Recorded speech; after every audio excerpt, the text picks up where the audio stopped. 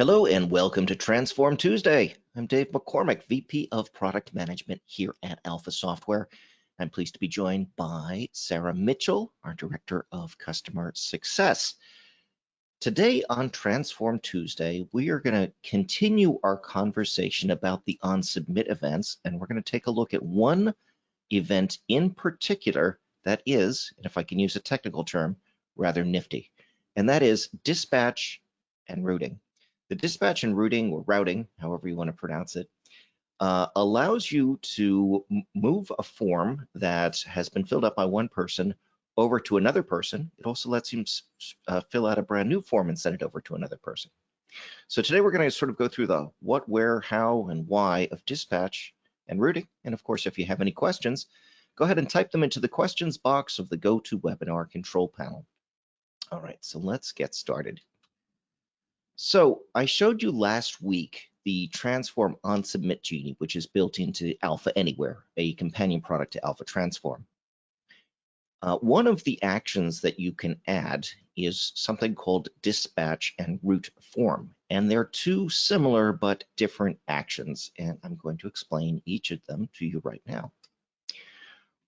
If you're looking at route, basically you have person A who has a form type A, and once they have filled in the information, that form or some of the data from that form, as well as the form itself, can be routed over to person B. Now watch carefully as I switch to the dispatch screen because it's not going to look very different. All right, you ready? Bang, this is dispatch. The difference between dispatch and route is that when someone has filled out a form of type A and they submit that, even though the data is being sent along, it's going into a different form type by the time it gets to person B. Now, as a reminder, person B doesn't actually have to be a person. It could be a queue. So let me give you a more concrete example. Let me do a dispatch example. So imagine you have an inspector out in the field, and that inspector is looking at different pieces of equipment. And they find something that is broken and it needs to be repaired. So by marking that as having an issue and requiring a repair, it could then create a new repair form and send that either directly to a particular technician, or it could send it to the technician queue. Let's look at that in a little bit more detail. Here I've got two transform forms, very simple ones. This one's called inspection, and this one's called repair. So in the item inspected, I could type something in here, and I could indicate whether or not it was operational, in other words, whether or not it's working. And if I say no, it's not, and I click submit, I can end up generating another repair form, which goes to the technician or to the technician's queue, listing the item that needs to be fixed, and then allowing them to fix it and then indicate whether or not it's been repaired. And then we also have them sign and submit at the end of that process. So let me show you how you would go about doing something like that in Transform. And again, we're going to use Alpha Anywhere as our example. So I'm going to pop over here to, whoops, hang on, my virtual machine over here. And I'm going to take a look, not that, but at Alpha Anywhere. As a reminder, you can download Alpha Anywhere for free from alphasoftware.com. So like last week, you'll find the builder here under Tools, and then way down at the bottom here under More, and then Transform Utilities, and then Builder for Transform on Submit Event. I'm going to go ahead and click that.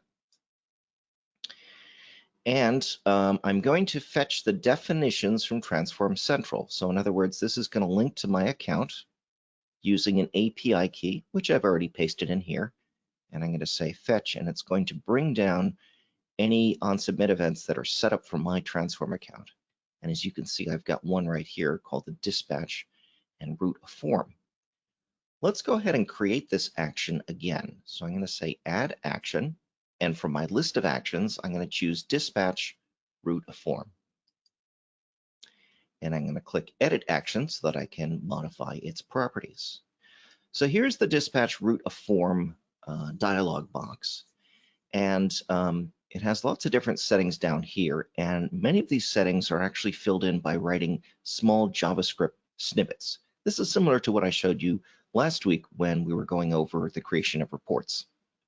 So the JavaScript is actually really simple, and I'm going to show you how to do it right now. So even if you're not a JavaScript expert, all you have to know is how to copy and paste. So hopefully you'll be able to get it. All right, so to begin, I'm going to first tell it what transform form I want to use. And in this case, it's the inspection form is the one that I'm interested in, because after all, if it fails the inspection, that's when we want to generate a repair form. Again, my API key has already been pasted in, so I could just hit the select button next to form ID, and there are all my transform form definitions. I'm going to scroll down to the one I want, TT inspection, and I'm going to click OK. And now before I go any further, what I'm going to want to do is retrieve some of the sample data. The reason I want, or some of the form data that's already entered into transform. The reason I want to do this is so that when I'm testing out some of my code later on, I've got some live values to play with. I'll show you what I mean in a moment. But the gist is, if you're going to do this, make sure you have at least one form that's been filled out of the type that you want to define this event for. So now I'm going to go ahead and click Define Sample Data. Again, my API key has been inserted, and here it's giving me a choice of form instances. I only have one form instance, so I'll choose that one. And I'm going to click on that. And if we take a look down here at the form data, you'll see that my form has got two fields. One's called item, one's called status, just like I showed you a moment ago. And it has some data. The item is called a thingamabob, and the status is no, meaning that it is not operational. So in this case, this kind of record is the kind of record that we want to use to generate a repair form for a repair technician. So I'm going to click OK here, and I've got some sample data now that I can use as I'm filling out these other things here. So let's begin with filling in a condition. Do I always want to send a form, a repair form, when it's submitted? No, I only want to send a repair form in the case that the status field is set to no, implying that it's not operational.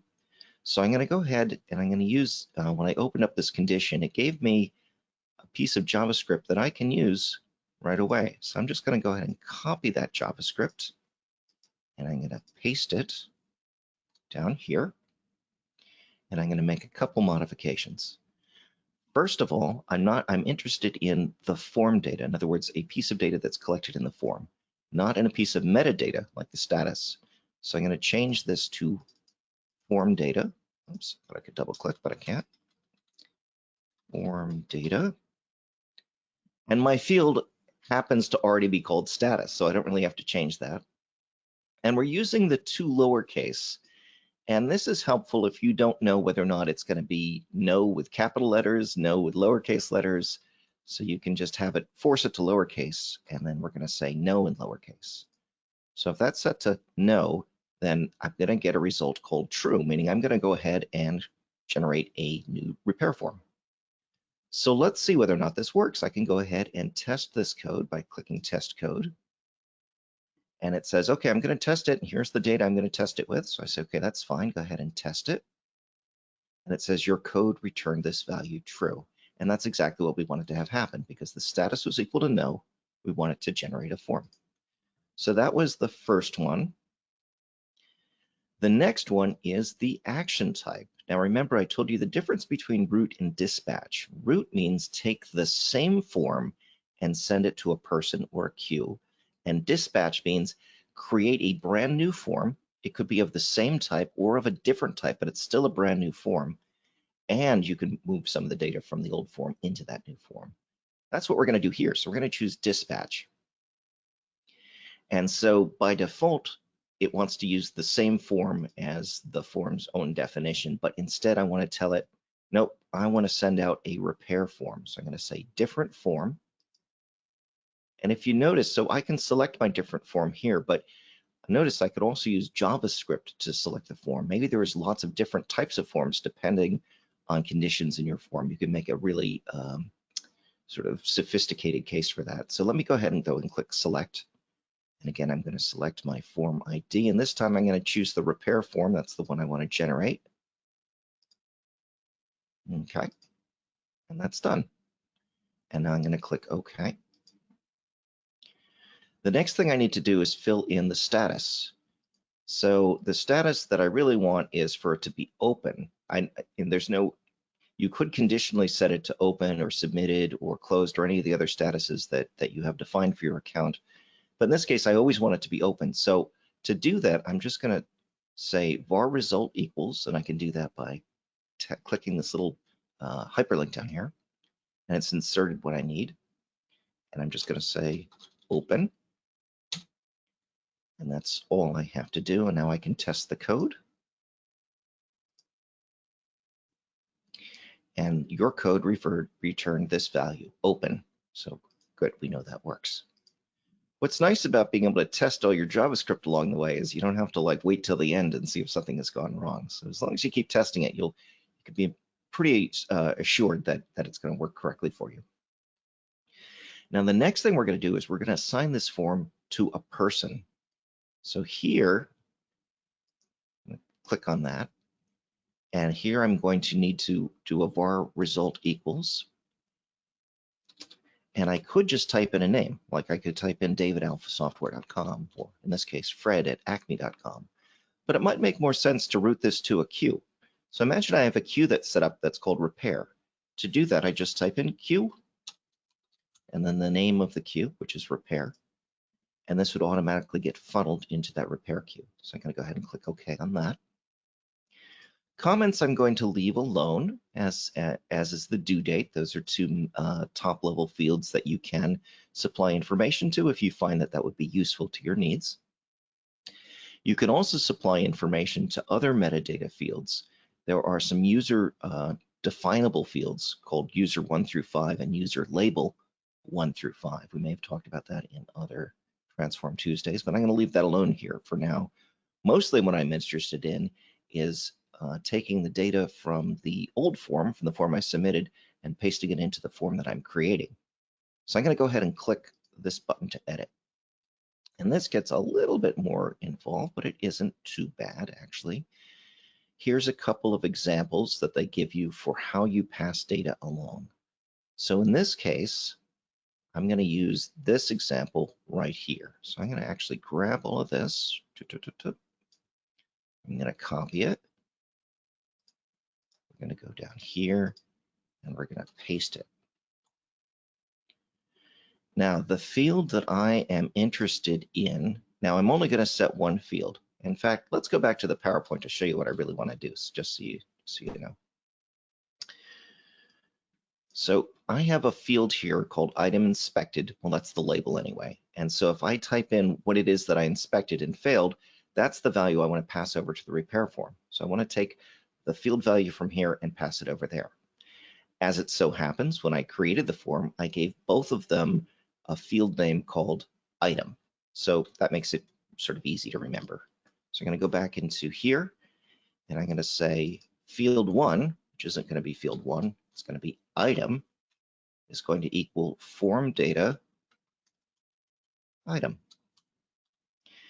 And I only have to do one field here, so I'm going to get rid of that comma and that second line. There we go. And now let's see how that works. I'm going to say go ahead and test code. And it's going to test the code again using that one record where the item is called thingamabob. So I'm going to say test code. And when I get back is data, item, thingamabob. So I know that's going to get passed over into my new form. So that is all working there. So let me go ahead and click OK. And I believe at this point we are done. We've set up our sample data so that we can define these things here. We've set up the form from which and under what condition we want to look at that form and send out a dispatch. We have dispatch details here, which basically indicates the form that we're going to go to. And then the status, which we have to fill out. It has to be one of the statuses. And then the person to whom it's going, or the queue to whom it's going, as well as the data. So all that is filled out. So let's cross our fingers. We're going to click this test button and see how it goes. So it's about to go ahead and execute that dispatch action. And what it said to here is form instance of new form is so-and-so, and it's in green. So we know that it succeeded. So what we've done now is we have, in fact, dispatch created a new form, put it into a queue, and have taken the data from one place and put it into the other. So that is dispatch in a nutshell. I wonder if we have any questions here today. Let's go take a look. And if not, nope, there aren't. Great. If not, you can always send questions to tfservice@alphasoftware.com. So that concludes today's presentation. Thanks everyone for joining us. Thank you, Sarah, for being here. And we look forward to seeing you at our next Transform Tuesday. Until then, take care and stay well. Bye-bye.